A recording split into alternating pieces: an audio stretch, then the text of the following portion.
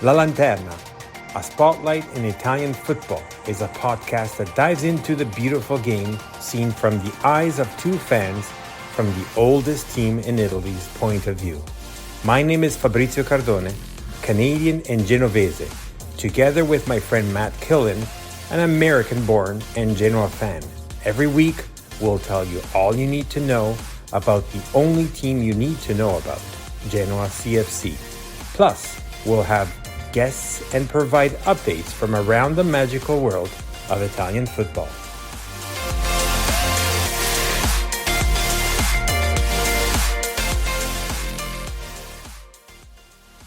Benvenuti to La Lanterna podcast. This is Fabrizio from Toronto with my best buddy, Matt from New York. Hey, Fabry, how's it going? I was going to ask for that accent.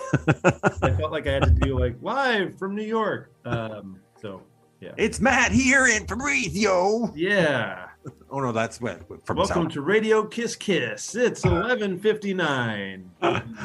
Well, we are. No, it's not 11:59. It's not. I totally made that up. I don't know why I said that. That's kind of late, but it's not that late. We are actually recording on Tuesday night. I'm excited. How about you? Yeah, I mean, I think you kind of need to be after like the last several results. This past match, I know it's always fun. You're funny doing the retroactive a couple days after the match because, you know, you have that feeling in the moment. And I kind of, for some reason, I almost associated the win with the win against Cosenza, even though the game was much closer. But it was a great result. It was a really important win, especially to keep Bari in third place. And we knew that they were going to kind of consolidate and at least get something, but they only got a point, thankfully, from their last match. So you got to feel pretty good. I thought it was an overall good performance. We should talk about it more. There was definitely some interesting moments throughout the match. But in the end, I think you have to be really proud of the boys, proud of the way that Gilardino has set up the squad and of the performance, I think. Well, absolutely. We kind of got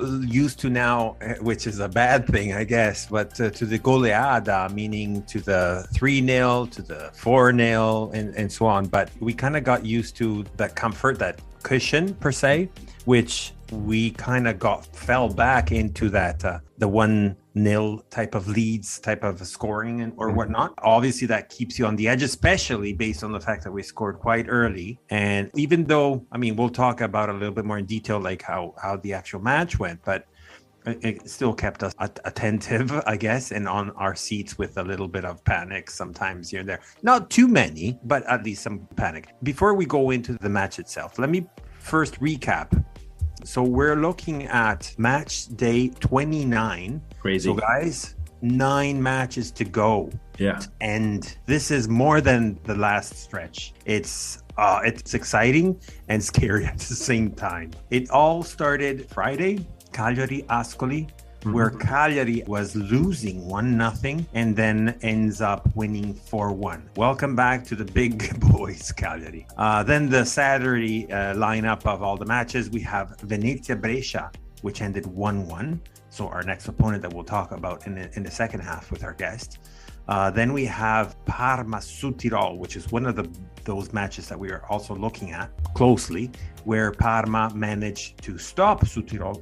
Modena Pisa. So at Modena, our Pisa friends have lost 1-0. Then we have Cittadella Palermo. That was an incredible match. I don't know if you had a chance to watch it, but essentially Cittadella winning 2-0. They end up being recouped from Palermo, bringing it to 2-2. Penalty in there from both sides. Then Palermo actually edges them by a 3-2. And then on the 74th minute, they managed to end the match at 3-3. Incredible. Love when they see these kind of matches. Benevento Como ends a stalemate 0-0. Doesn't change much for either of the two teams. Bari Frosinone, that was the biggest match that we were high expectations. Massive match. Well, obviously it was one that it was the result that we would have wanted to see pretty much. I mean, I think Bari getting a draw, holding Frosinone, it gave us a chance to kind of get a little bit more of an advantage ourselves with a win. 9-point gap with 8 games to go. Doesn't feel incredibly attainable, but it does feel a lot more attainable than 12-point gap with 8 points to go. 9 games to go, sorry. Yes. That's okay. The maths are not mathing for me right now. But the point being, it's better that Frosinone drew than they won. I think we can all Well, agree. I mean, we had these conversation last week, but I think we could have had probably the worst result would have been for not worse, not that it's bad, but it would have kept them too close. Was the win for Bari. Some people claim that perhaps even Frosinone winning would have been better because, anyways, it would have even kept Bari even further down.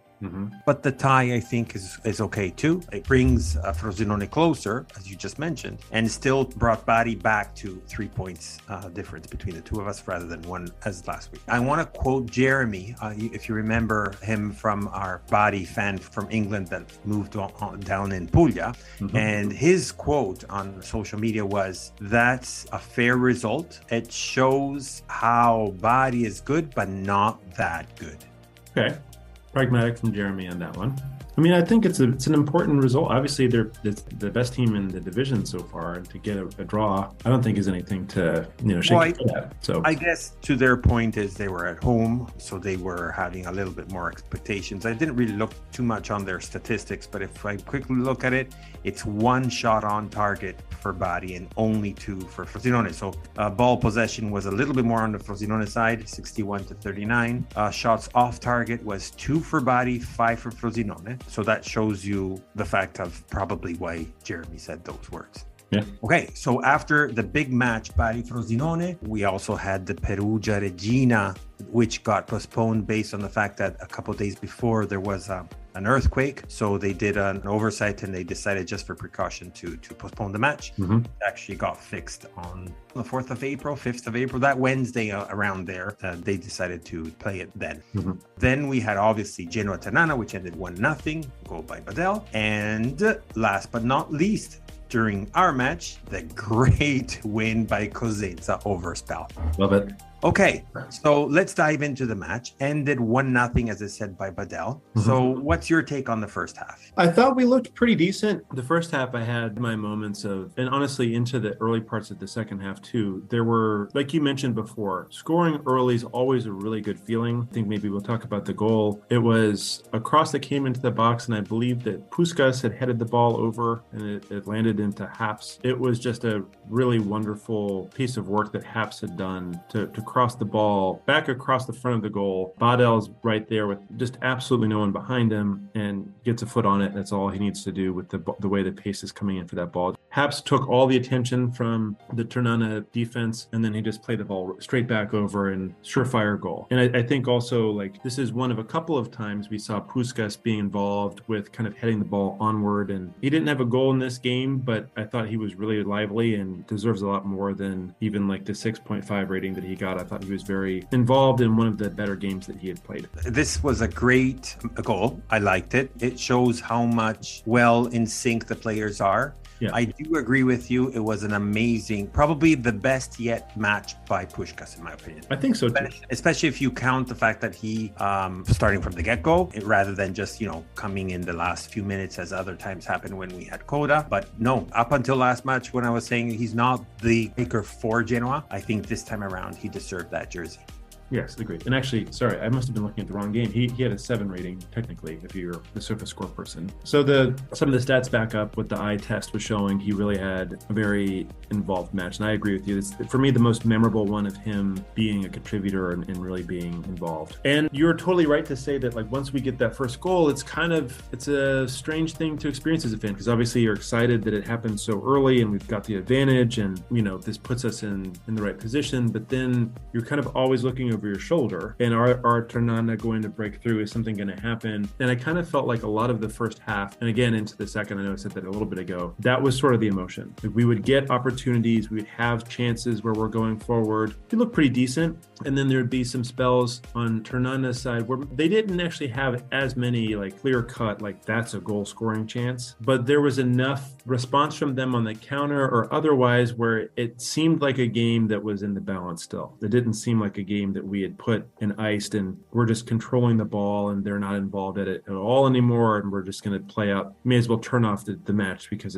you're not going to see what's happening. It was not like that at all. The stats actually speak quite clear to the point that you're saying. Shots on target were 7 for Genoa versus the only 1 by Ternana. Shots off target were almost even, 7 for Genoa, 6 for Ternana. But differently compared to other matches, ball possession was almost at par, not quite, but 54 for Genoa and 46 for Ternana. So to your point, they had a little bit of possession and they had some possibilities of building it up, going towards those box, but then not being able to shoot, or as you can see from the numbers for the off targets, shoot some, but they didn't go anywhere.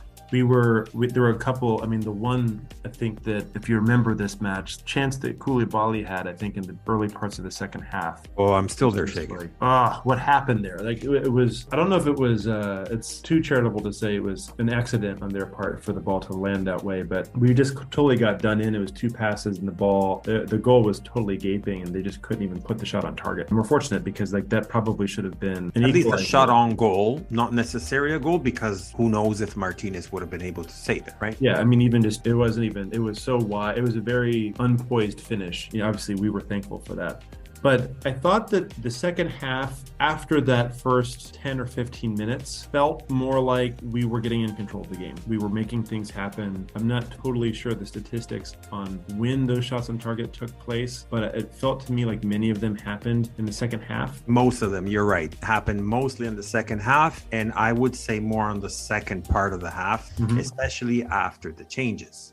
Yeah. So let's quickly talk about the lineup. So we had 11 from the match against Cosenza. So the exact starting 11. So quickly, briefly, we have Martinez in goal. So the model was again 3-5-2. So again, I'm liking it with these players. I'm liking it, or with this mentality. So no more Brescia 3-5-2. We can't say that anymore. I don't know. Let's see. I mean, I want to be cautious. Maybe it's because of the specific type of players, mind you. Again, I actually agree with you, by the way. So I'm with you. But keep going. Definitely, there has been a change since the arrival of Haps.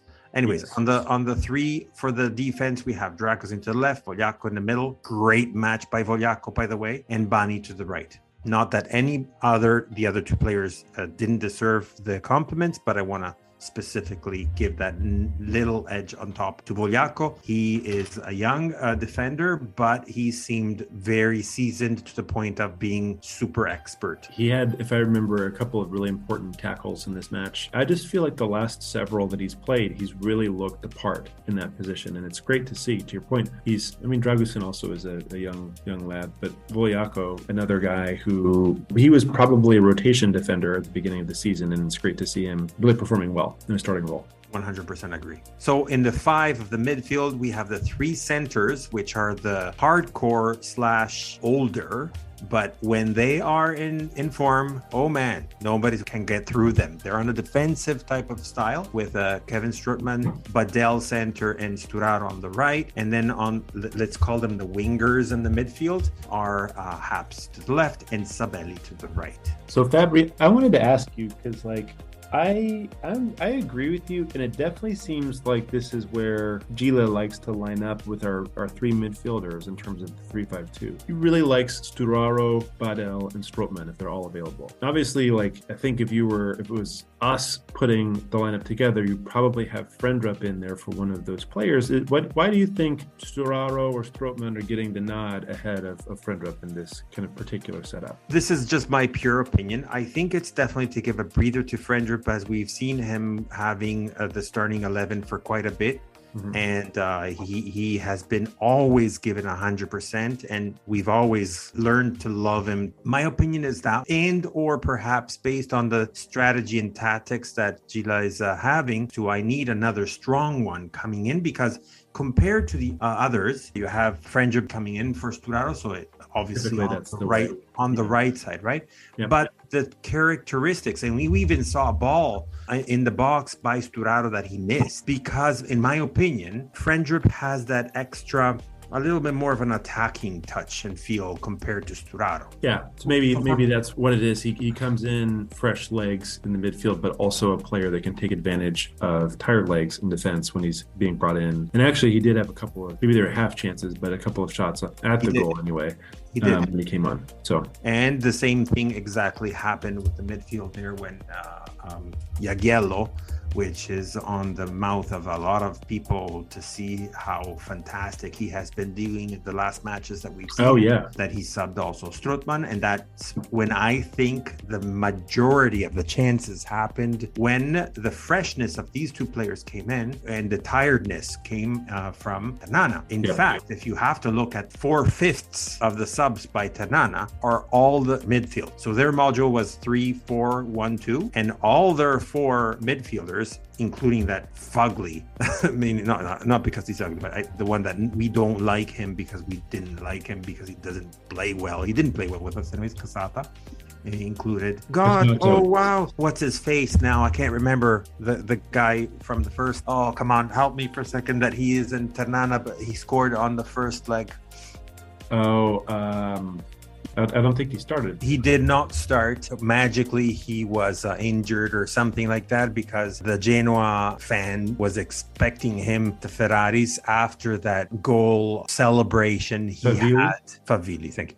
That he had in the first leg. Is like, seriously, guy, like, anyways, let's don't go there because we did comment that and on our episode last and just anybody that's not as familiar with the context, I'm sure most of our listeners are. Both Casata and Favili were on our books actually as of last year. It was bizarre, especially with the Favili goal. He had that ridiculous, I think he took his shirt off or something. I don't remember what it was, but he had some overpronounced celebration when he scored, which is not something you expect from an ex, especially after waited for the player, you let him play and waited for him and eventually you're just going to say, you know what, you're not happening, so bye-bye. To finish the starting 11, we have the 2 at the front, Goodmanson supporting or on the right side, depending on how you see it. So it could be the 3-5-2 or 3-5-1-1 with Goodmanson on the right side and Puskás on the left. They both got subbed to that, my point of bringing in the freshness.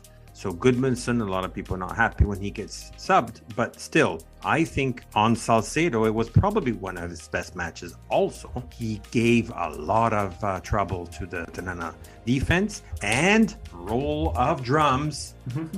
Caleb Ekuban is back. And I'm sorry, Matt. A lot of people are still thinking that he's like not big goal scorer guy. He definitely is someone that brings up the movement and he brings up trouble to the defenses and gives a lot. He's like an assist man, if you remember, with Code. I think in those 10 minutes, more or less, that he played. Oh, God. Like, he's probably about 7 with extra time. Yeah. Right. So he did show that he's back. He means business. No, he looked good. I mean, remember that first...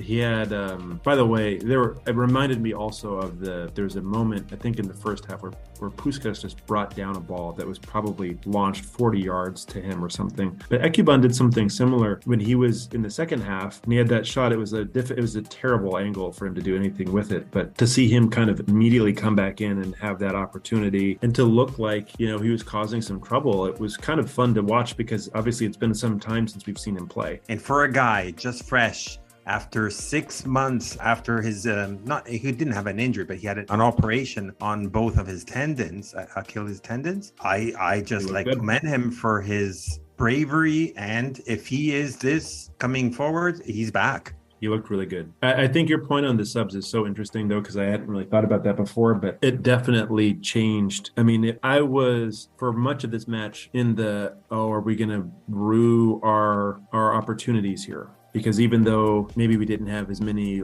shots on goal perhaps as we did in the latter stages of the second half, it felt like we were still on top enough to maybe capitalize more than being 1-0 up. And we didn't have that many great, amazing chances, but seeing them almost have their own breaks and almost have their own goals, you always go back to that period and say, could we have done something more? Could we have been a little bit more clinical? We should talk about the disallowed goals because I know that was part of kind of the angst of this match, but there were 2 other opportunities that looked like like we were going to go further ahead, both of them were chalked back. I don't know if you want to talk about the first one. I just remember the final action where essentially we have Badel that is able to get the ball, but perhaps it's a question mark. Obviously at VAR, I want to trust them, but it didn't seem to me, but I'm sure that they looked enough in order to see that it seemed like he fouled just right close to the half moon, right around that penalty disc. He fouled the defender and then kicked the ball. It went in, but then they did a VAR check. It got disallowed. So that would have been like a double goal for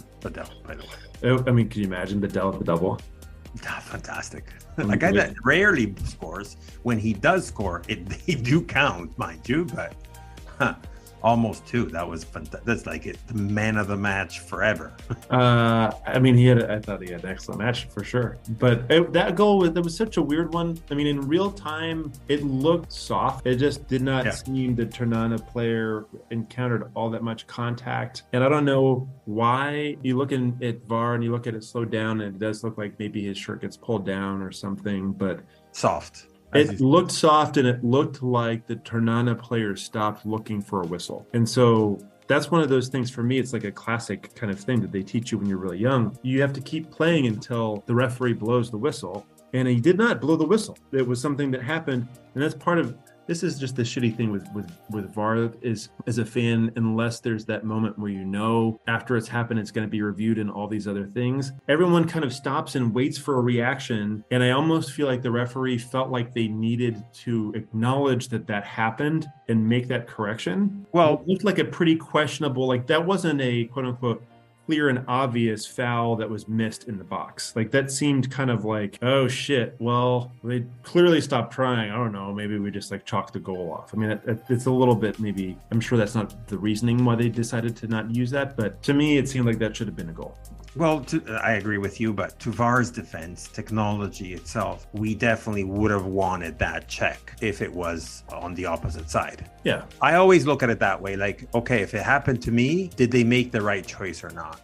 There is a rule of thumb that usually when there is in doubt, you always give it to the defender. I could see the pendulum swinging that way, but like I still kind of think when you have three players around the ball, one player slides down and two other players are standing flat-footed looking at the player sliding down, and the opposing player kicks the ball in the goal. You should be angry at those other two players for standing and watching the play happen. I agree. I totally agree. It shouldn't be like, oh, well, that guy slipped and he fell, and look, it's a foul. Like the only thing those two guys were good for was getting VAR to look at the play. They had nothing to do with the play. They were terribly out of position. They were not in any sort of way to be helpful in that moment. There's no reason why Badel should have even had a shot on goal. Agree. So I don't know. Now I'm getting heated about that. That's all right. That's all right. Then we had another, just to move on, but then we had another goal that got disallowed. This one seemed in real time. This is one of those ones like the players didn't celebrate it, so that's the first cue that okay, maybe something's going up. But it was offside. In this case, it would have been Puskás. It would have been nice to see him score. It didn't seem offside to the naked eye, but this is the trademark also of VAR, where if your toenail's ahead of the other player, then you're your toenail. I mean, pretty much is how these lines look sometimes. But I think it was a legitimate thing. The fact that Puskás already kind of he literally didn't even celebrate the goal. Like it's kind of like you heard the Gradinata Nord react and everything else, but it seemed like it was going to be disallowed, and it was. And I mean, look, at the end of the day, like when you look at the statistics and you consider how Genoa were involved in this match, having 17 shots is a good accomplishment. Having 7 of those be on target, I think it shows that we were very active in this match. And while Ternana had their chances, there was a reason why we sweated out this game for most of the match. We absolutely were the deserving winner, and I think you could say possibly even 1-0 flatters Ternana a little bit. I agree, and actually it was very, I guess, gentleman from, you usually hear from the opposing coach that always like complains, oh, they stole this, or it was not fair and whatnot. But Lucarelli said Genoa deserved to win this match. They were superior. We tried our best. We came to win or whatever, but Genoa definitely is superior and won this game fair and square, to the point that a lot of applauses came from the Genoa side, which you know, it's a nice thing to see and hear. Quite the opposite of what for the Ternana play. What's that? You mean applause from the Genoa fans in the match itself? For his comment. Oh, okay, I see. Yes. In the press release. Yeah, I was like, yeah, what's that? I mean, because I think we were watching the match, like you mentioned the two former Genoa players. That I don't know what's been going on. I mean, Calo was kind of our best player against Cosenza, but he was also kind of playing a little bit chippy. And seeing Casata play like the entire match, it seemed like he was just trying to kick these guys' shins or something. Like, I don't know what the hell's going on. Like, honestly, besides the fact of the friendship that Ternana has with the other side of the city, he played like how I've always seen Sampdoria play at the derbies. Dirty, sneaky, and almost to the point that you want to slap him in the head. Trying to get away with stuff, just the hard fouls here and there, little nicks here and there. I don't know. It probably shouldn't be a surprise. I feel like as a competitor, like I understand some of those tricks, and I can't say that I don't always employ them when I'm playing too. But when you see a player that was Genoa player, and I know we had him out on loan and everything. I think he'd played already at Ternana before he played back again and was sold to them, whatever. But it's just kind of, it's like you can't imagine that's where he wants to be right now. No disrespect to Ternana. Maybe that's where he deserves to be, rather than him doesn't feel like he wants to be there. But anyways, I wanted to quickly introduce a quick clip that we had from one of our previous guests, which is Daniele, the president, Genoa Club New York. And let's hear his comments that he had with respect to this match against Ternana. Grande Daniele.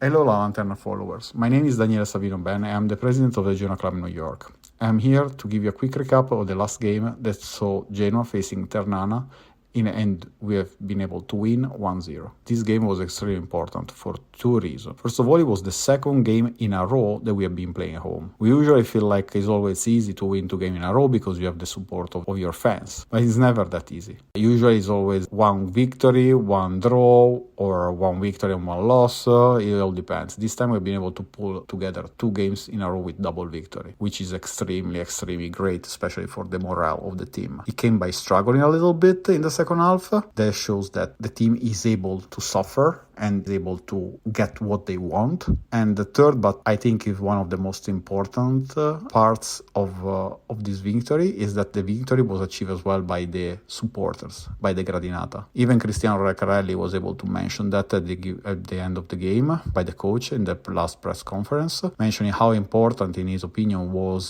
the support of the fans during the game, trying to push and cheers and make things happen for Genoa. This shows a cohesion between support that we haven't seen in a long time, especially we haven't seen in a long time bringing results, because the support has always been there, but sometimes the team was lacking, especially in the previous years, not this year. So this is great, and especially a good and a great thank you goes to our coach, Mr. Gilardino. He has really shown how to put the team together, create the team spirit, and have everybody, even especially the one coming from the bench, being able to up and run and be motivated to get and give the 110% that is needed, because we deserve more. We deserve to be in a different league. We really want to be in a different place. So thank you, mister, and especially thank you to all the players, and of course thank you to the Gradinata Nord and all the supports that were at the stadiums. With this, I would like to say thank you to the Lanterna, this beautiful podcast, and keep going like this. Forza Genoa. Thank you, Daniele, for your feedback and for your commentary. We always appreciate, and we should actually have you back eventually soon, because we always enjoyed, besides, he's your quote-unquote boss, right? There, Matt, not boss, but you know what I mean. he's the leader of the squad here in New York, for sure. Absolutely. Definitely need to bring Daniele back. So let me quickly go through the standings for Serie B at match day 29. Mind you, there's 1 match less for Regina and Perugia. So Frosinone is still in the lead at 62 points. So they gain only 1 point. Genoa with the win goes up to 53. So now, as we said, 9 points rather than the 11 from before. 3 points below on the 3rd spot, we have Bari. 2 points below them, Südtirol, which got stopped by the tie. And then slowly, so there's a little bit of a gap here, 6 points underneath Südtirol. At the 5th spot is Pisa that lost. Then we have at same points of Pisa. Regina with one match less at 42, and then Cagliari 7th spot again at 42, but 1 point below them is Parma at the 8th spot. 2 points below them we have Palermo at 39.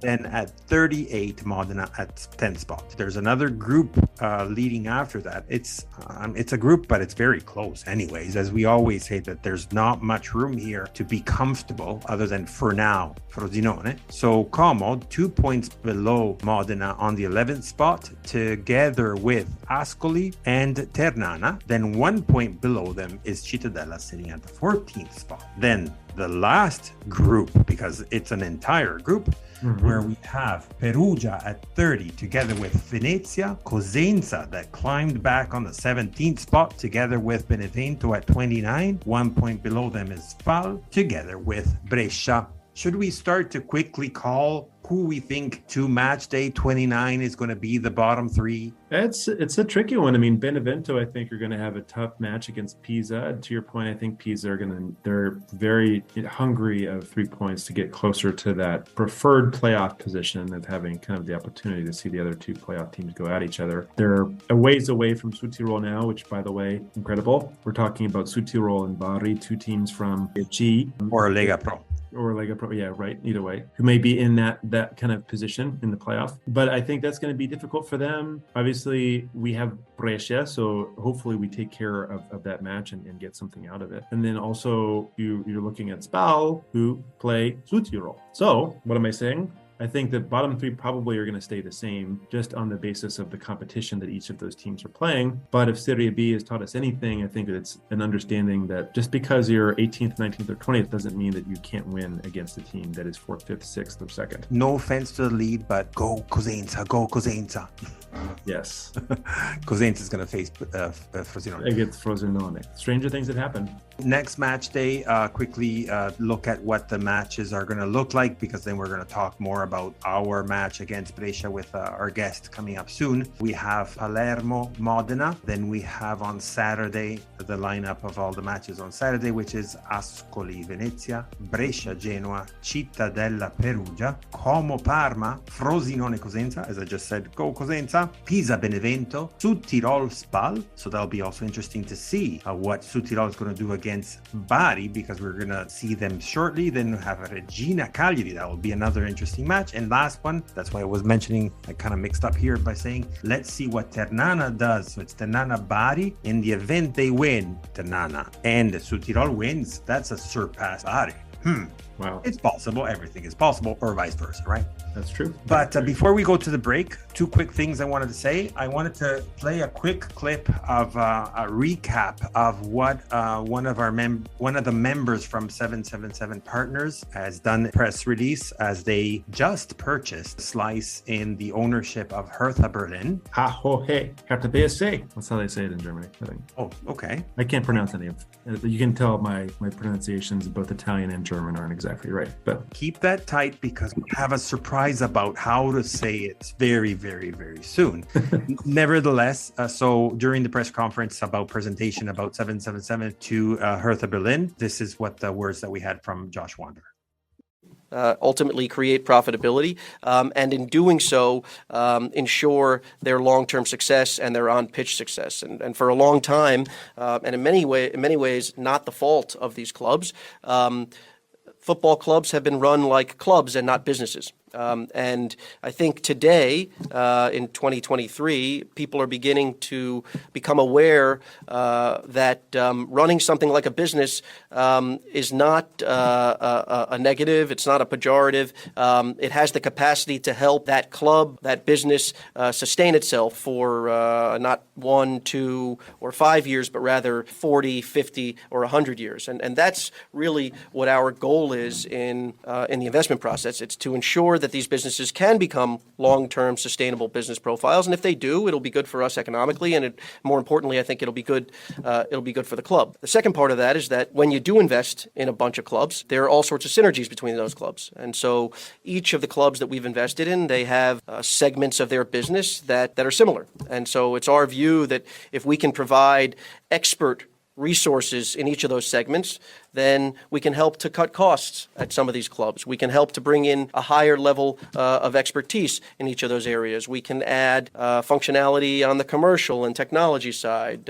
We can help those clubs from an intelligence perspective, because we're seeing things in other geographies around the world that they likely wouldn't. And so there's an element of synergy to it, and then there's, of course, just the simple element of running things like businesses and not clubs.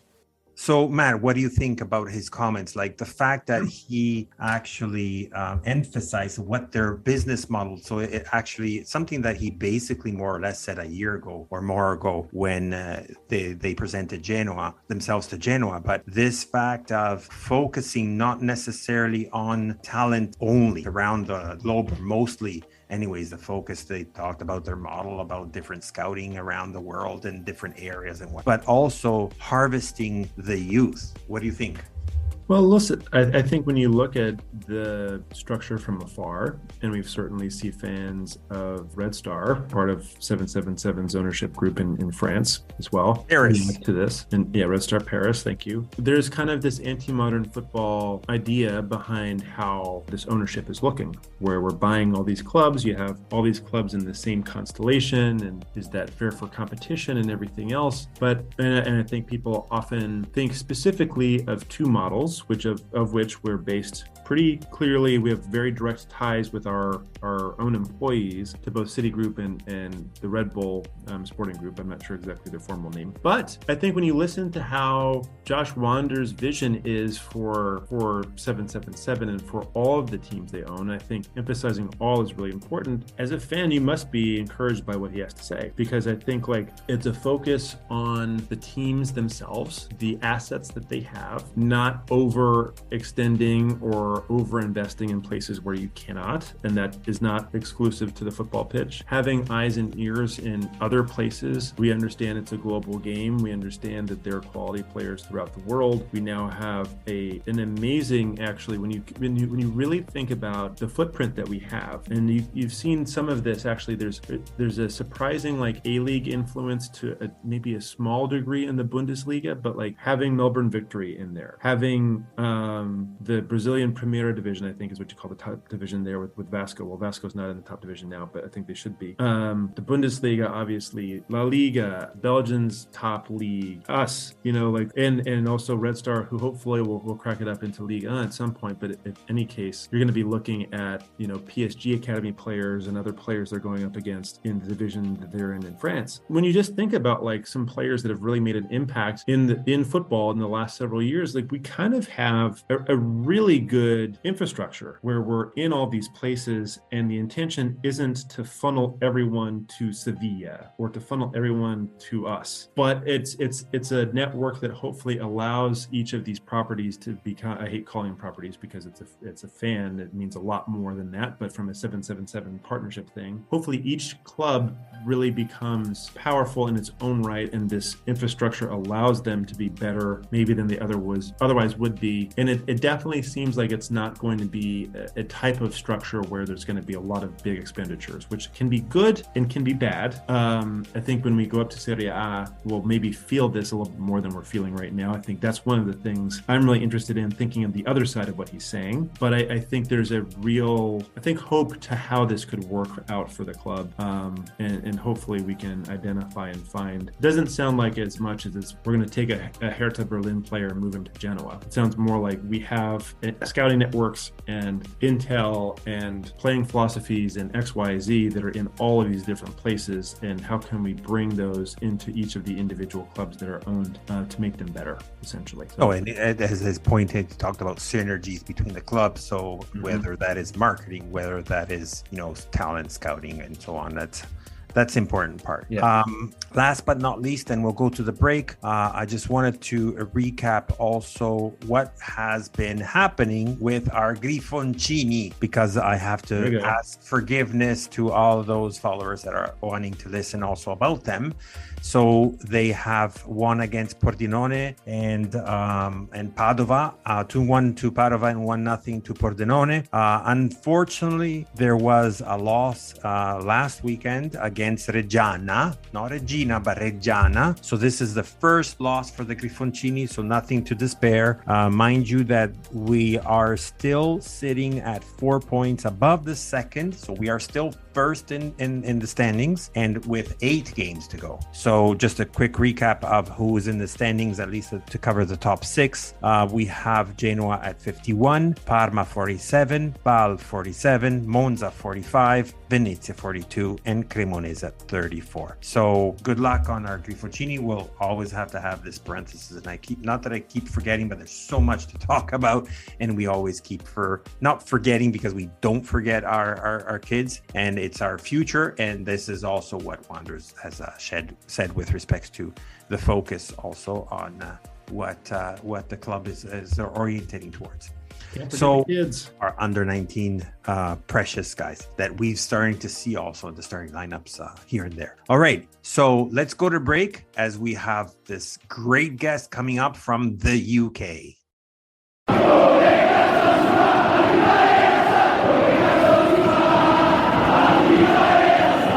My name is Fabrizio Cardone, and I approve this message. Welcome back to La Lanterna second half. So as I mentioned to you before, we have a special guest. Now it's a back-to-back because we also have the other podcast, which is not ours necessarily. It's like our sister, we call it sister company, which is the Genoani Si Resta, which is the Italian podcast dedicated to our Genoani. But he was guest on that podcast just a few days ago. But we have a very important special guest all the way from the UK. So we're recording with always this, time zone different, which is a little bit difficult at times. But now that in Europe, they still didn't switch over to the daylight savings and whatnot, it's a little bit easier. So I'll just let himself introduce himself, and I'm just going to say, welcome, Alex. Hi, guys. How are you? Good. Happy to join you. We've been talking to each other. We're mostly, I guess, chatting on the Genoani Si Resta chat. And then soon, if you're okay with it, we'll add you also to we call it the We Are Genoa chat, which is the English speaking version of the chat if you want to. But we've been chatting for quite some time, but this is the first time that we finally and officially meet each other, which is finally and say welcome also from that perspective. So tell us a little bit about, sorry, go on. You were saying? No, thank you. And I'd be happy to be part of your chat, obviously. And basically I'm part of, 1893 chats, and I'm talking about Genoa 24/7. Sure. That's so good. I love it. I mean, an extra chat, I love it. And you guys, I love it. I listen to quite a few of your podcasts, and I enjoy that a lot. Thank you. No, also Will, as one of our previous guests, that he was pointed out from you actually, Tobia himself, and even Matteo, they're all enjoying the chat based on the fact that it's giving the opportunity to speak about Genoa, but in English, which is quite not the norm for all the chats that are out there, of course, right? Yeah, exactly. But here we got a chat for the Genoa Club UK, which I belong to, like Tobia. And we do chat 95% of the time in English because quite a few members are English speaking. So having said that, which we're opening to that question, is being that you're in London, if I'm not mistaken, so you're part of the Genoa Club UK. So tell us all about yourself, meaning what brought you to the UK and your approach with Genoa Club UK.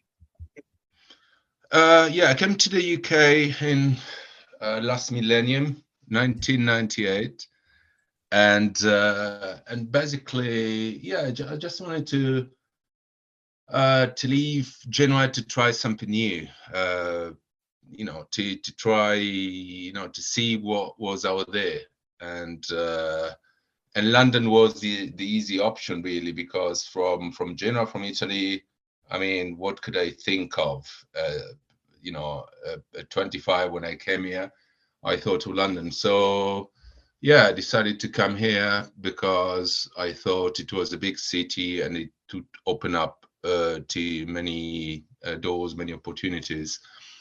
And yeah, after that, obviously, I was always into, you know, the idea of following Genoa all my life. So when I got to London, I just tried to find ways of following Genoa. Mm-hmm. And at the beginning, when I arrived, I could barely speak the language. So I mean, it was very difficult. But I mean, at the time, 1998, let me think. I mean, I was following the internet barely, and yeah, the internet, and I was following early, like, information dial-up of the versions. internet. Yeah, and some fans. I mean, there were some website supporters website that I was following, and I remember one of the offices, the first offices I worked in Chelsea. It was like 2000, and my boss says, "But why are you always on this website?" And that was grifoni.net, which was a website of supporters. And one of my screens was always, yeah, focused on that. Anyway, and so, you know, after the first few years, I started to understand that there were quite a few Genoese in London.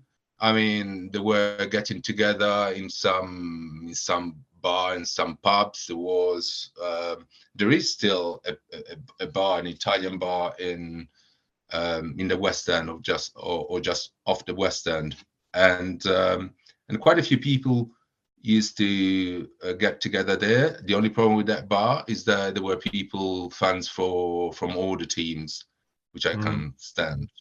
So I was an outsider, and I didn't really want to join because it was some sort of a group called, I think, Grifoni di Londra or something. And I was an outsider. I didn't really want to join them, but I would go and watch the game every now and again. And then after quite a few years, I met other people, and we got together. We formed a group, and then eventually, 5 years ago, one of the guys contacted me. One of the guys from another group contacted me and said, "Let's join forces, and let's get a club, you know, running." And that's what we did exactly. More than 4 years ago, actually. Yeah. Oh wow! And, I didn't realize the merger happened that recently. That's pretty cool to have that many people still from only 4 years ago. Yeah, I mean, we started the actual club started more or less, I think, January 2019. Yeah. And joining forces, quite a few people, and then we got together with the clubs, Genoa Clubs Association, the ACG Association, and yeah. But before that, there were plenty of people. But the thing about this club, though, is that we are official now. I mean, we've been official for more than 4 years.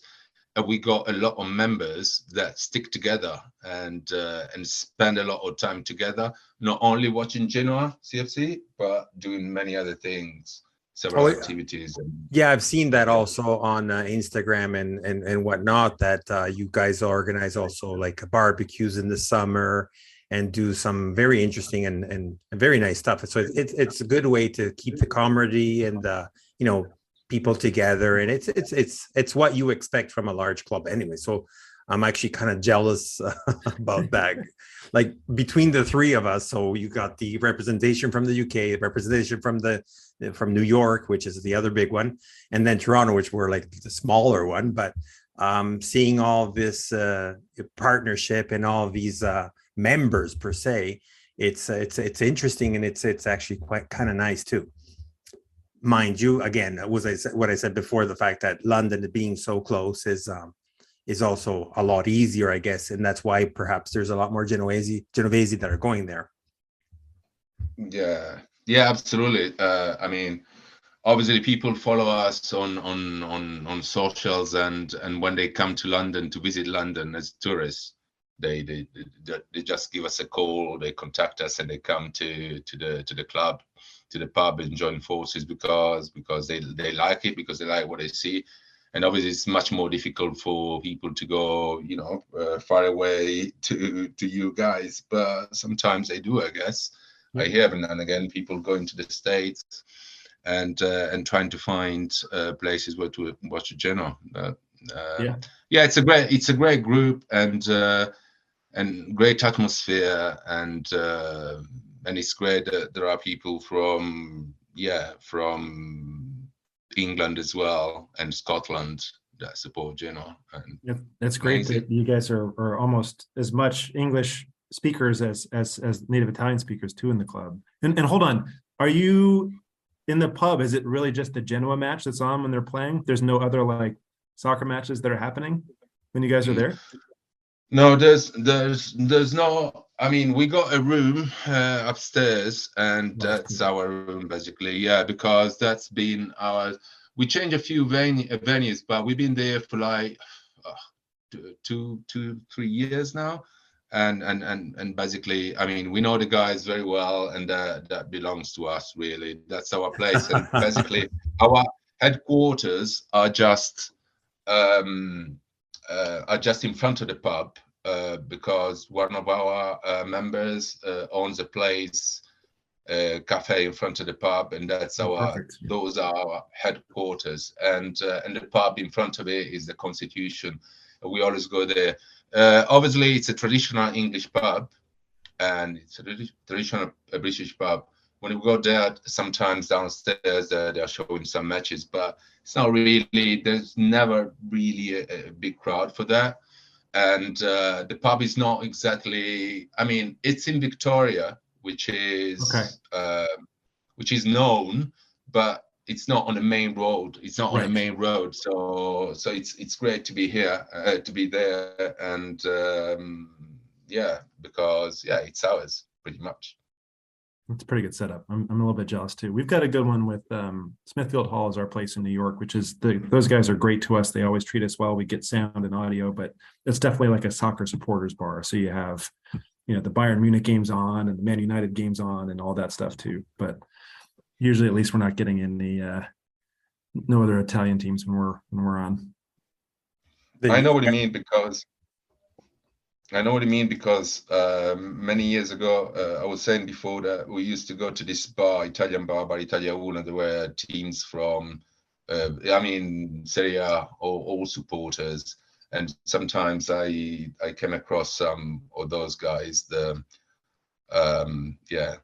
ones, the fuckers. and that's that. There were quite a few arguments there.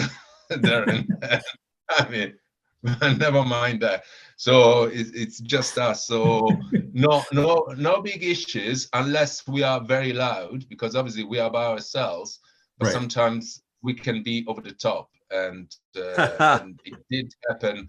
It did happen that they told us off on a couple of occasions because, especially when we were not relegated the last match, so we were very noisy, and we jumped so much upstairs at the ceiling. It was another pub. The lights are shaking. They had to close the pub for 3 months. It wasn't this one. It was another pub in Notting Hill, because it was like 30-40 of us, and we went mad. That was what was it, 3 years ago, when we were safe, the last game when Padua hit a post at the last minute, and we were safe when we drew against Fiorentina at home. Anyway, there are some stories like that, and that's amazing. and other stories as well. But I mean, I guess that's the one thing we can give.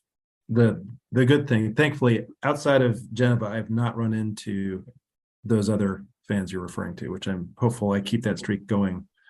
But when we're at our place, we usually get other people turning around saying, "What's going on over there?" because they're watching their own game and they hear us going crazy. So at least we can maybe try to convert a new supporter or something like that.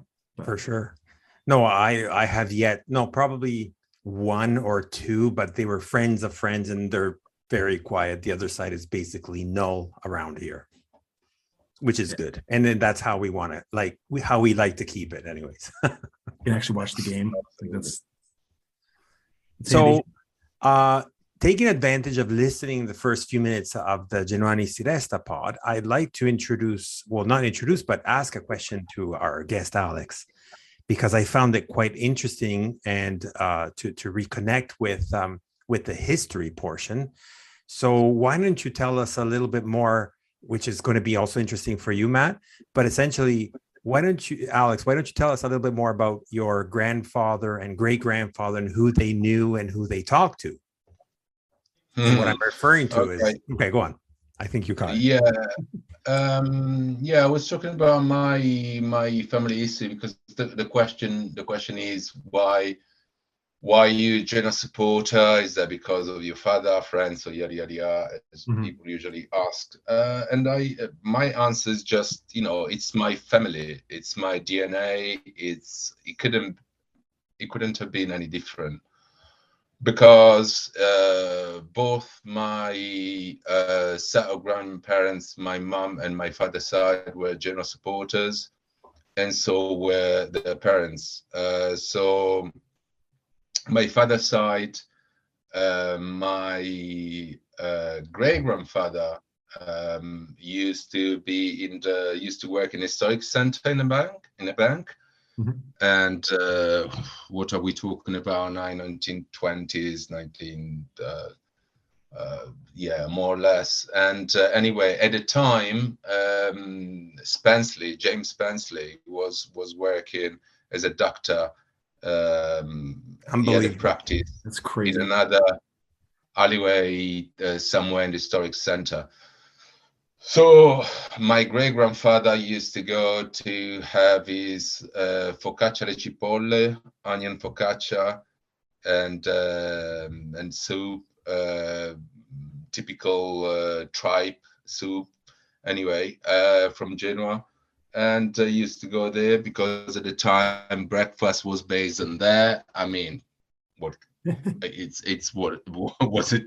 It used to go. They used to be called tripperia, which is places where they sell tripe soup and stuff, and they had focaccia. And so, I mean, they were going to the same place, and they started talking to each other. And my father was saying that his great-grandfather was explaining that this guy Spensley, as an Englishman, used to look at this thing, slice of focaccia with onions and this soup, say, what is this? But then, after the first time trying it out, the second time he had an extra slice and an extra bowl of soup and yada. And so they got to know one another. They were talking, and we are talking about 100 years ago, and that's quite amazing. And my mom's side, I mean, my father's side came, I think, from Livorno. So I've got a part, and my surname comes from there. I got a bit from Livorno there. The other side, my mom's side, I don't even know how many generations from Genoa we are. But again, we are talking about great-grandfather taking my grandfather to the stadium. And so, we are talking about the golden era when we're talking about the Scudetto. So we're talking about that era. And my grandparents talking about going to see friendlies outside Italy, because Genoa was very, very big, a big team in the 10s, in the 20s. And so that would be, they would follow Genoa because, that's that's what you do at the time. And so and I've got a few stories of my grandfather.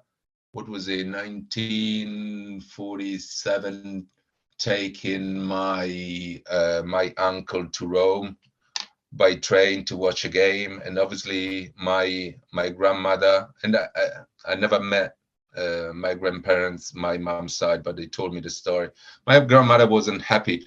And watch this, my grandparents, my mother's side, would speak only Genoese at home, because at the time we're talking about a long time ago, 100 years ago, and in the 30s and in the 40s, people were primarily speaking Genoese, and my grandparents, my mom's side, would speak Genoese among themselves, and they had 4 kids, and they would speak Genoese to the guys, but not to the girls. And they would make a point out of it not to speak to the girls in Genoese, because it was, I mean, how to put it? It wasn't the correct language to speak. Italian was the polite language to speak, right, for the ladies. And so that time that my great grandfather, it is my grandfather, I'm getting mixed up here, took my uncle to Rome, his wife complained. He said, "He's only 3. You taken him by train," and we're talking about the 40s. But they were into it. The whole of the family was into it so much. My father said that he remembers in 1937. He was at home. 1937 was the last time Genoa won anything, and it was the Italian Cup. Yeah. And he remembers he was 4 years old.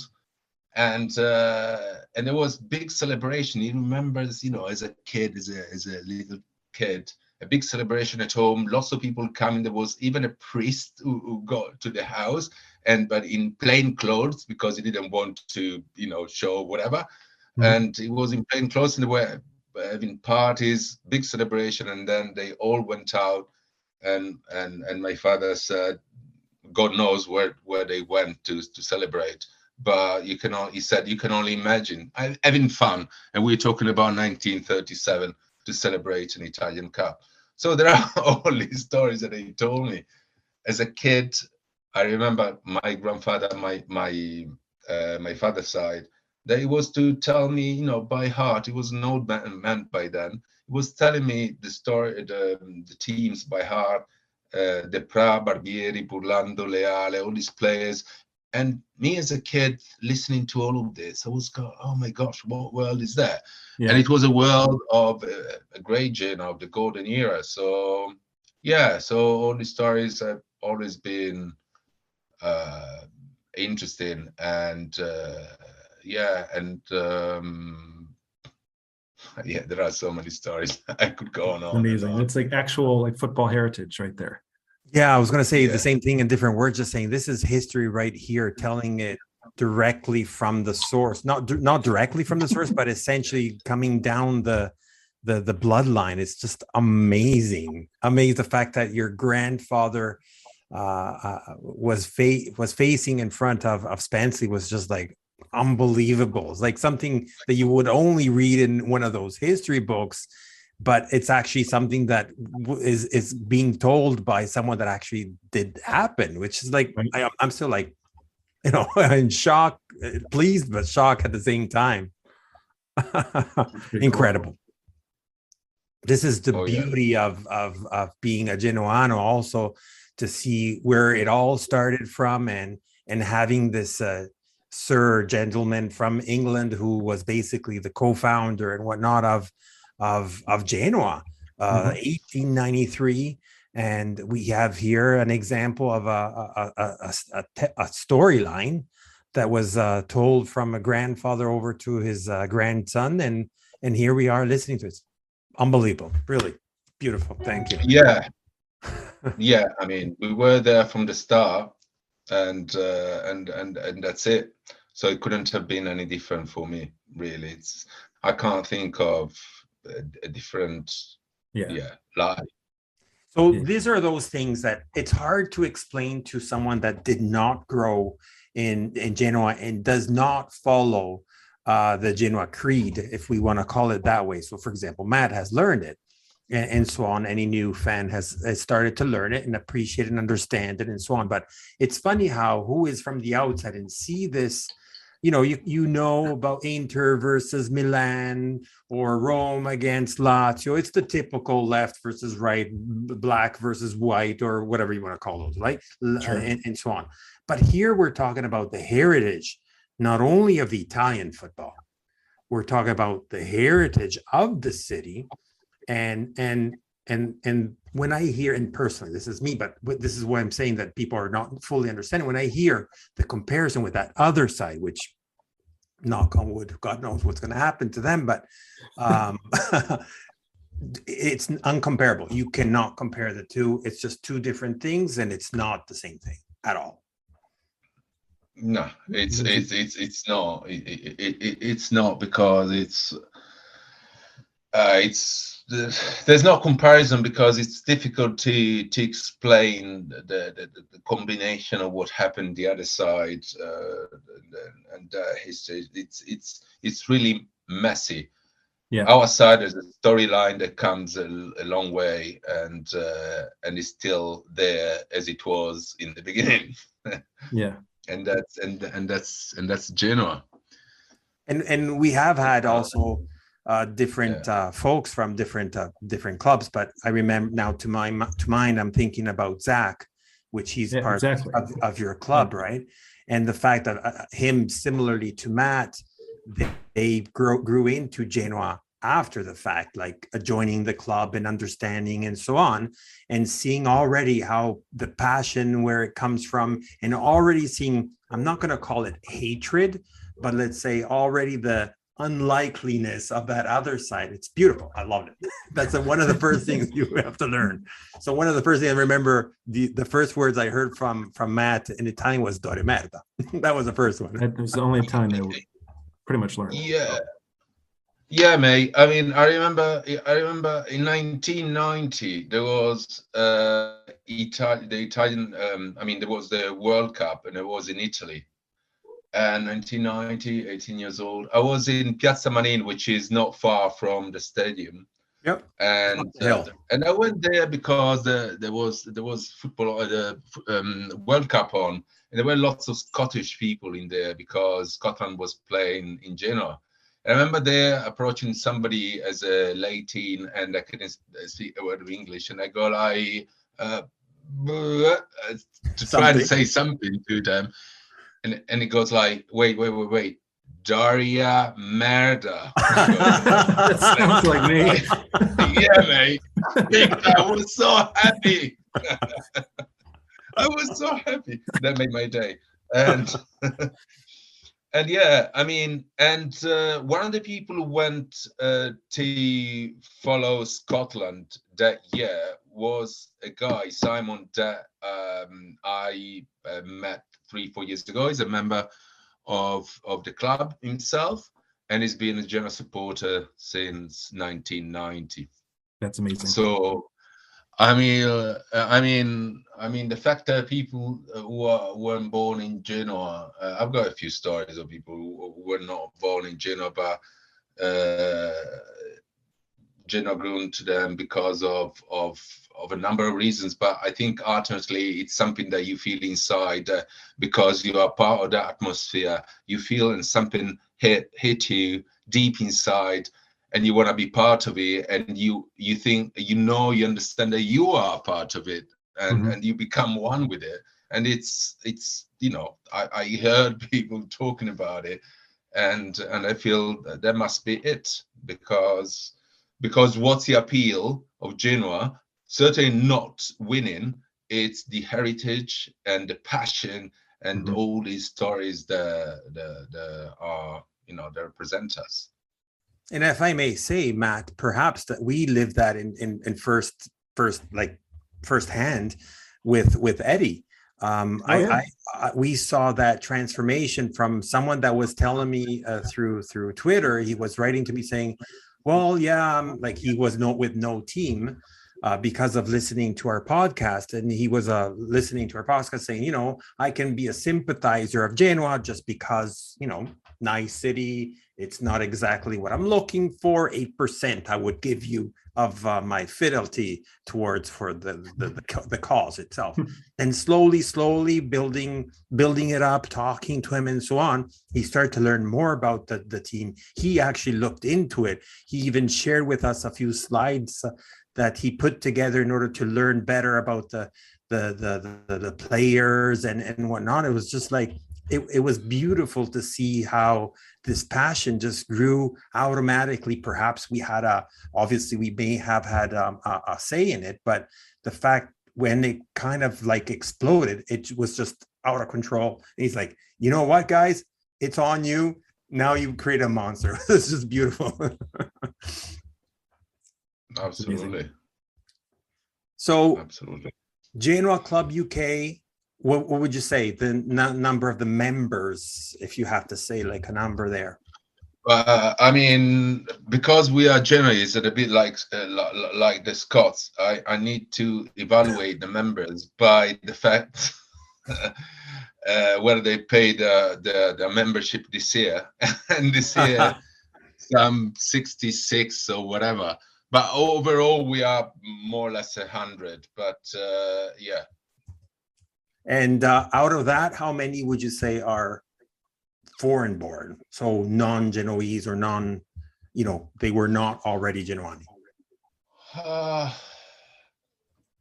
But to be honest, I lost count, but I don't know, maybe 15. I don't know. I would need to check. I'll need to check because I haven't really paid attention, because at first when there were a few, I knew how many, but then this guy and the other guy and this other one and this other one join us, and then I lost count. And then to be honest, we got a few non-Genoese, Italian but not Genoese as well, which is interesting with all their stories. And yeah, still interesting because again, our sister company, as I like to call them, the Giornale si Resta, they also created a separate podcast, talking about Genoani that are not living abroad, but actually living in Italy somewhere else.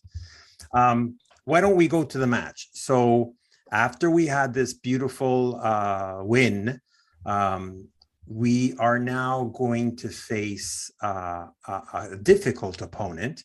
Even though on the paper it looks amazingly easy, we must not forget Serie B is quite different compared to Serie A, in which even the last of the league can also win against someone at the top. And that prime example that I like to give is Cosenza winning against Regina. Forget about Regina in their downfall moment and whatnot, but nevertheless, it still happened. So obviously, we should not be going to Brescia because it's going to be an away game. With knowing that we're going to get 3 points, even though I'm hoping and thinking that would be the aim itself, but it's not going to be easy. Also because we've seen Brescia having a great downfall, great in a negative context, of course, but they were on the top 3 or 4 for a while, and then suddenly they dropped to the last spot. So what's your take, Alex, on the match coming up? I mean, I agree what you said with what you said. I mean, ultimately, you cannot just rely on the fact that they are in the last spot, because, as you said, in Serie B you never know. We beat Cosenza, and we thought, everybody said that Cosenza anyway, they're a bad team or they're not good anyway, but they just beaten Regina, and you said Regina was having a downfall, a difficult period, etc. But so did Genoa at some point. It doesn't really matter. Every game is its own game.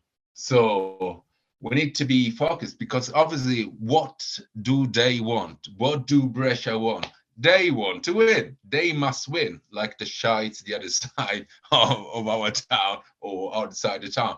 They must win. So obviously, they need to put a lot of effort into it. And you know what? I mean, sometimes, rarely, luckily, but we lost focus this year. Sometimes it did happen. Lately, just what was it against Parma, and you play a bad match because you lose concentration, or you're not focused anymore, or whatever, because it can be whatever. We need to remember that, people who play football are human beings, and sometimes for whatever reason, beat, I don't know, their personal life, or I don't know, the training the day before, or lack of concentration, or because they had some arguments, I don't know, but sometimes it doesn't work. So I noticed over the past few matches that they've been really focused, really a good team, enjoying themselves. I hope that they're going to be the same in Brescia, because obviously if they're going to do the same as they did a few days ago, I found it difficult for a team like Brescia to face Genoa, because they're a very strong team. We are a very strong team with some incredibly strong players. So if we keep at least focused, and as we did the past few weeks, I'm not saying it will be an easy game, but obviously we will have a chance to get some points. You may well say some points, yeah, I don't know, 1, 3 or whatever, but at least we may get some points. I don't want to jinx it, mate. No, of course. We usually get to predictions at the end of the pod, so keep them if you want to share them with us after. But Matt, what do you think about how you see us going into the match against Brescia? No, I think Alex is exactly right. I mean, we can't exactly take for granted that they're towards the bottom of the table. It's my dog yawns in the background there. But I think it's going to be a pretty classic Serie B match where every side is scrapping for every single point that's available. We've obviously been on a good run of form. We've found what seems to be like a good kind of way of playing, and it's definitely exciting that we have Ekuban back and some of these other players. Ekuban in particular, really, that we have him back. But I wouldn't be surprised if we found this game a little bit harder going than before. And I think the first fixture actually wasn't exactly an easy one for us either. So, it'll be an interesting game, I think. So we're going to be playing away, as I mentioned before. I was looking at statistics and whatnot. Obviously, but Brescia was basically losing every match, home, away. It didn't really matter. But I've seen a little bit of a turnaround, not necessarily a comeback, but a turnaround in which we can see that the last 3 games they stayed quite on the matches themselves, even though many might not say that they're not necessarily great teams, but among them we had Cittadella, which is a little bit on a rebound with respects to not necessarily. I mean, obviously they want to be aiming towards the playoffs, but they're tickling it. So it's not that they're a bad team actually. Same for the tie that they had at home against Cagliari. We've seen them not too long ago. And, Cagliari can be that weird team that can play an awful match and then suddenly they become these huge champions. And lastly, with that strange, and Marco, our friend from the Venezia side, can tell us all about it, the weird year that Venezia has now. They're basically having to be very, very, very cautious on relegation. But Brescia managed to tie with them, and that was, if I'm not mistaken, that was an away match. So at Venezia in Mestre specifically. But so what I'm trying to say with that is, with Brescia, it's a little bit difficult. They have quality players. Let's not forget that last year the organic was not that different compared to this year, and essentially they were in playoffs. So the team is quite good. Obviously, there are with the crazy precedent that they have, we know quite well that it can be just a yo-yo just because of that. But to everybody's point, obviously, we're going to go there with this concentration that we finally found in the team, which is quite amazing. And I think that this synergy that Gilardino, I'm going to give him the credit to this, but that he would manage to find that synergy. We see the 2 starting 11s in a row, identical, and so on. So it seems like we found that momentum, and let's take advantage of that. Now, before we go to the predictions, first of all, is there any questions that you wanted to ask there, Matt? No, I mean, I think the only thing I'd add, I guess, before we get into prediction mode, like this is a game kind of that I've become, I guess, slightly more superstitious this as the season has gone on, and also as we've heard from more of our Italian guests and how things are lining up. But this match kind of has me somewhat scared because Brescia have been on a kind of a horrendous run of form, but as Alex mentions, they've been at least better lately. They've not lost in their last three. It's been 3 straight draws. They've not actually won in 15 matches. So it's kind of one of those ones that feels like, are they due? Is something going to happen? To your point, they do have quality players. And so, I don't know. Like, look, we should definitely make the most of this fixture, but at the same time, they're going to be up for it. I don't think they're going to be scared. No, absolutely. I was just checking that there are 6 teams within 2 points. I mean, like crazy? Perugia, Venezia 30, Cosenza 29, Benevento, Brescia 28, and 10 teams within 8 points. I mean, if you think that the Shites in Serie A are 12 points behind, are still hoping against hope. Right. I mean, they're pretty tight in Serie B in the table there. So, I mean, a win and a draw, whatever, can get a team pretty high up on the table. It totally changes it. I mean, look at Cosenza. They were 20, like 2 weeks ago? That's right. They were last 1 week ago. Then with the win just last week, they went up again to the 17th spot, which to Alex's point, and that's we've been saying that throughout. Also hearing it from the different guests that warned us from the get-go that Serie B is quite different. It's a lot more competitive compared to Serie A, which I find that a lot less boring compared to Serie A. And as Alex said, is like, you get the shitty team. It's just like gazillion points off to being safe to remain in Serie A, which is something that it's not quite normal actually in Serie B not to happen. Meaning that the last 2 plus the 2 for the playouts are usually very tight and close to anyone else. But nevertheless, anything can happen, and even our friend Raffaello from Cosenza, he was saying, just beware. He was saying that actually in our last podcast, and he was saying, be aware of Regina. He was telling me this a while back, that even though they're up there, careful, they're going to drop and they're going to lose a lot of points. And that's what happened. I mean, our friend from Regina is probably going to hate him because of that, but nevertheless, it was his thought around that. Just to say that, to Alex's point, is like, it's so easy to go up as it's so easy also to go down, which makes us for the first time, instead of having to see what others do in order to see what happens to us, we have the control of the game now. So it's entirely up to us. And as I was saying to you last time, Matt, if we win them all, we are directly in Serie A. Obviously, knock on wood, this is what we would love to. But we understand that, it's calcio, so things can go different. Yeah. It's under control.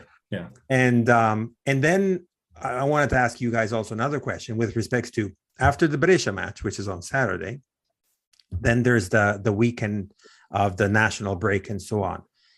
I personally do not want to see those excuses and changes to the actual form and whatnot, just because we skipped one weekend. What do you guys think? It seems hopefully unlikely that we change too much, because it does seem like Gilardino's sort of found who he wants to be in the squad for the most part. Maybe there's a question of like who's the second striker or however we're kind of lining up. But yeah, I agree with you. I mean, we're kind of figuring out that right combination. I'd hope that we're not going to do something else just because we've got some players away or something like that. What do you think, Alex? Yeah, I think the same. I mean, and the mentality as well. I don't think gonna drop the tension because Gilardino, the way is, I think no matter whether there's a break, I mean, after the break they will still play the same. I'm not worried about it. I'm worried about when you said that obviously the destiny is in our hands. If we win all games, we will get promoted. But don't forget, the last 2 matches of the season will be against Frosinone and Bari. So I understand when you say if we win all matches, yeah, but the last 2 matches are against Frosinone and Bari. So you want to get there a little relaxed, because if we won't be relaxed because we need to win those 2 games, I mean, the tension in the pub or in the stadium or anywhere in the world will be, I like how he used the pub as the tension as a first point. Yeah, right. Because I mean, yeah, obviously, because I don't know what I'd be. Yeah, probably I'll be watching it from here. I'm not sure. It depends. It depends on the situation. That's true. They do need us, I will go. Our services are required. We will be. I thought about another question I forgot to ask you, Alex. So have you been how often do you go, and have you been recently to Genova? Yeah, I mean, I do go. I try and go as much as I can. I mean, yeah, a few times a year, 4 or 5 times a year, and every time I go, I try to go and watch a match. And to be honest, the best match I watched this year was actually in Cosenza, because instead of going to Genoa, I mean, we went straight to Cosenza from London with a bunch of people, half a dozen people. That was the best match this season, because not only did we win, but it was an amazing atmosphere. I bet. That crowd, that was an amazing travel too. Wasn't it like? Was it close to how many people ended up traveling all the way down to Cosenza? I feel like we had a really large amount, and I know obviously there's the friendship and everything else too. But I think around 1,000, wasn't it? Yeah, more or less 1,000, and it was amazing because it was amazing because on the motorway it was just I mean, the signs, giving direction to people coming from Genoa. And I mean, if you got signs, big signs on the motorway, electronic signs, I mean, it's because they expect lots of people. And that's what it was. And the stadium, it felt like being close in one of those bars at the bottom of Scarinata Montaldo, which is the one in front of Ferraris. And it's like lots of Genoa supporters. And after the match, actually, when we won, I was cheering as I do sometimes, as I do always, actually. I was a bit too loud, and some of my mates said, "Mate, take it easy, because, I mean, these are friends. We won, so calm down." And I said, "You're right. Right, let's go and have more drinks with them." So we went to have more drinks with the Cosentini, and that was real fun. And to answer your question, yeah, I'll go over Easter. I don't know. I need to check the dates now, whether there's a match when I'm going. I haven't booked my flight yet. But yeah, I will go over Easter for sure. And as a club, by the way, we do have 4 Gradinata Nord season tickets. We bought them. Oh, that's so great. If our members can go, we do. If we cannot, we place them to other members or other people that we know. And yeah, it's a beautiful initiative, similar to the Un Cuore Grande Così, which is a little bit different, where we ask people to put their hands in their pockets, if they wanted to, of course, in order for a good cause, to send people to the stadium in need. But this one also is a beautiful aspect of the club, in which they get these amount of tickets, and then they share it among the members that go. And if not, you can distribute it around, which is nice too. Yeah, Un Cuore Grande Così is exceptional. Every time we try to do stuff like that ourselves. We did a few years ago. We did the Derby run. I don't know whether the Derby run. I don't know whether you heard of it. Anyway, it was again to give money to charity, and we went to, what was it, one of the parks in London. Anyway, it was a bunch of us, like 20 people, with our Derby Run T-shirts on, and and it was for charity. Every time we got a chance to give back to society, we do as a club, and that what makes the club great as well. A sense Absolutely. of community and assistance. And bam, listen to this, Ciclisti. Yeah. I mean, yeah, fuck that. I mean, anyway, everything will be all right there. Everything will be all right. Nevertheless, I've been enjoying the past 12 months, seeing them in deep shit, because they've always had an attitude against us because of 10 years with never mind, let's not talk about that, Shy. Anyway, all good. Listen, let me only say this. I always compare this or say about it as this is the syndrome of the younger brother. So they will always be jealous of the older brother, no matter what, no matter where, no matter what happens. So they will always be looking up towards us, and they will always imitate us as a younger brother does, and they'll always be jealous. And that's the end of it. Yeah, and the problem is that they are adopted as well. So they're not even the same mother. You know what I mean? It's a big mixture, and they're adopted, and nobody knows where they're from. Well, that's right. They have two fathers. That's right. Mate, yeah. Yeah. And I'm talking from a politically correct. Very correct. Thank you. Saving it. Oh, that was fun. Okay, so let's go to let's wrap it with the predictions. And are you okay to give a prediction for the match? We usually like to give what we think the score line is going to be and who's potentially the scorer. Are you up for it? Not really. It's up to you. I mean, I'm not going to force you. Most of our guests we were able to convince them, especially if they were Italian. But if you're not, we understand it entirely. So it's okay if you don't want to. I mean, mate, I can, yeah. If you usually do it, I'll do it. Yeah, that's fine. So shall I go? Shall I go for it? Sure. Or you start? Go for it. We're just pushing off the ledge. Okay, a draw. A draw? 2-2. And who will be our scorers?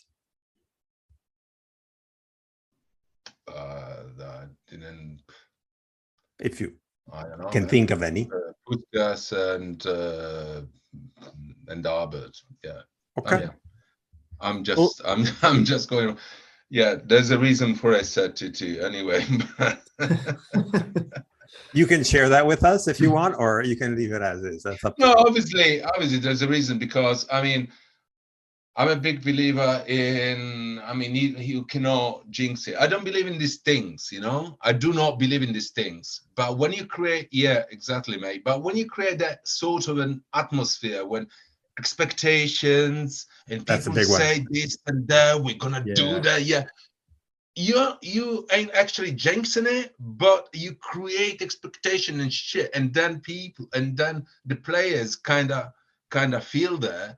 And all goes downhill from there. So I'm just saying 2-2 because difficult. People have been saying, why did I say 2-2? People have been saying that, we got great defense, right? And now we're scoring a bit. I mean, the last battle one, we score 4 goals and you go and then now 1, but still we score more and we got a great defense. So I'm just saying 2-2 because, people then next we go oh, maybe we don't have a great defense anymore. Because up to 2 weeks ago, they were saying, yeah, but we don't score. And then we score 4 goals. So what's wrong with you guys? Make up your mind, right? Great defense, bad forwards, but then again, yeah. So I'm that's just saying 2-2 because of all these combinations of thoughts about, jinxing it and atmosphere and creating an attitude, yada yada yada. It's a lot behind it, but ultimately it will be what it will be. Okay, Matt, up to you. I'm with Alex in this being really tight as a match. I think, I don't know. I kind of want to say 1-0 to Genoa, but I do see a draw like being a likely possibility. I mean, let's remember not too many weeks ago in our run of form that we've had, we ended up a draw against Modena and they were down a man at the end of the match. So like a draw is not a completely unreasonable solution here. I think that our goal scorer will be Akuban. I think he'll come in the second half. And I think we'll maybe get something out of that. But yeah, fingers crossed too that we see that. But we'll see. I like also Alex's rating Puskás as maybe getting a goal. I thought he looked pretty good in the last match. Obviously, he's one of our forwards and most likely to start. But I'll put me down for 1-0. I don't think it's going to be an easy one though. I agree with both of you. I do have that thought about the tie based on the fact of exactly what Alex has said, basically coming from that enthusiasm. So becoming a little bit, if I may use this word, Frenchism or whatever you want to call it, being a little bit cocky is dangerous, essentially, right? Because you go there too overconfident and then you know what can happen, especially when you have a team, a Serie B team that is hungry for points. And that's basically the wrong combination, the wrong cocktail. But I do want to believe in the momentum. I do want to believe that that we have that maturity, that synergy is going to be continuing, and Gilardino is able to keep that in mind to the players that Parma was just a mistake. And the only other hiccup that we may have had could have been like, I don't know, the match against Cagliari, but it was Cagliari. It wasn't the Parma, even though Parma is where it is and we still don't understand why why are they doing what they're doing and where they are. One thing I wanted to say before I say my prediction is the fact that we will still be watching the other ones, even though we're not dependent on them. It's still important to see Frosinone will be playing at home against Cosenza. And then we have obviously Bari that will be playing at Terni, so against Ternana. So we'll still be looking and watch out to the results from that one. Nevertheless, as I mentioned before, I think we still need to be on a streak of a positive results. I think it's going to be a 2-0 because it's those matches where we have to pull out the teeth and we have to pull out the points. Because to Alex's point earlier on, when we have the last two matches being Bari and Frosinone, being Bari at home and Frosinone away, if I'm not mistaken, it's going to be tough. Frosinone away and then Bari at home. Yeah, we're going to have to bank as much as possible with the thought of potentially having a tripletta, how we say in Italian, with those two matches, which we don't know where that can go, because depending on where we are, where they are at, and so on, it could be a grab for all. So I would say 2-0. I think we're going to see a score from Puskás, which, as we said before, he got his goal annulled. That was not necessarily fair, but even though it is true, exactly. And I would say Gudmundsson is definitely on my score sheet as well, because he's been phenomenal lately, and he's just like unstoppable, and hopefully he will always be on that level. I think, Fabry, to your point earlier, and also to Alex's point, like this is one of those worry games a little bit, in the sense that the players have to remember that Bari are only 3 points behind right now. So that kind of good point. We have this in our destiny. Like Bari are only 3 points behind, and our next match is against Regina. So like these aren't going to be necessarily like really easy games. Südtirol is 5 points back from us, so they're not that far back behind either. And Bari will be watching our match on Saturday, knowing on Sunday when they play that they can potentially get a good result. So, I think the 1-0 scoreline against Ternana kind of flatters Ternana a little bit in the way that we played in the second half. But hopefully our players aren't thinking that they're all of a sudden football gods and this is just going to be this is lowly Brescia who we're playing away from home. Like we need to get a serious result out of this game.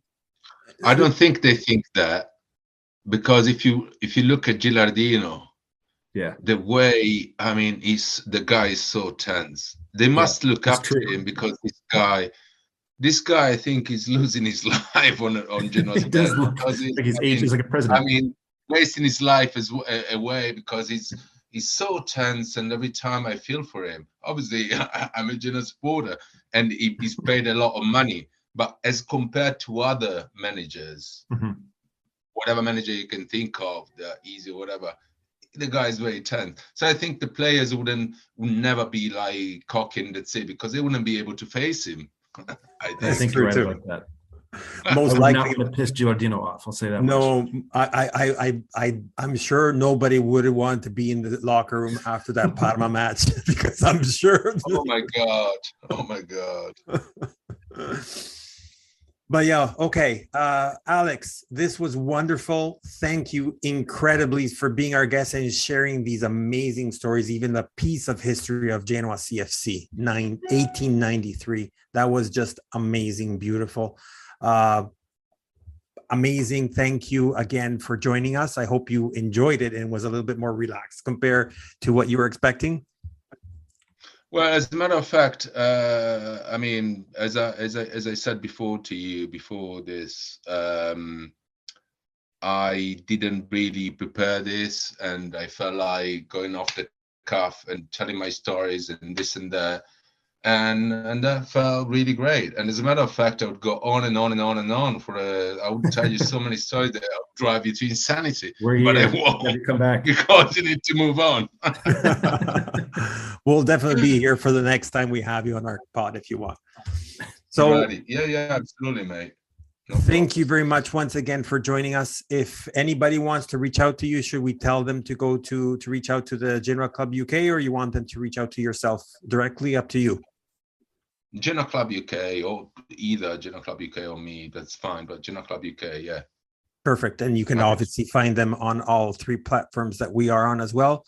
So as I always say when I wrap up, you can follow us on Twitter, Instagram, Facebook, drop us a comment, put us a like, send us a message, anything you like, share the podcast, whatever you want to do. Anyways, never forget, always and forever, Forza Genoa.